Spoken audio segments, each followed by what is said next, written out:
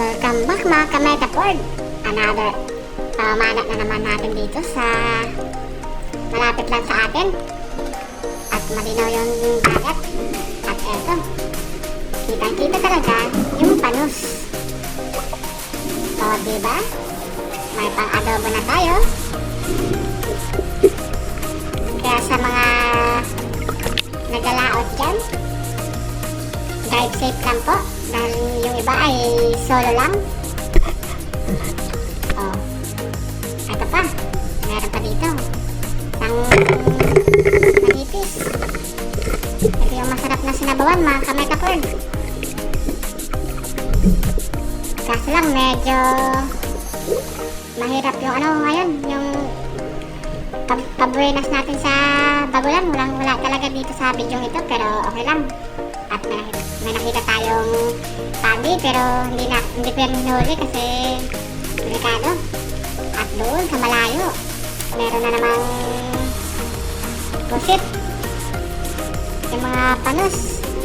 Oh, sagad na sagad talaga sa pinaka-ibabaw ng dagat. Parang hindi mapansin. Kala mo parang silupin lang. Yun pala ulam. Joke yun. Ata-ata din.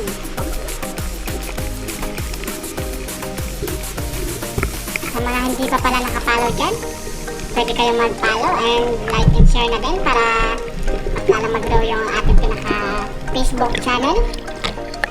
At saka, so kung napapansin nyo nga mga ka-Metapod, bihira na lang tayo mag-upload ng video dahil sa panahon ngayon, medyo maalon tsaka ano talaga, malakas yung hangin. At dito, meron tayo nakitang pasayaw-sayaw na alimango. Oh, dalawa sila oh. Sira yung honeymoon nyo. Oh, and pa isa oh. Wait lang, tusukin na lang natin.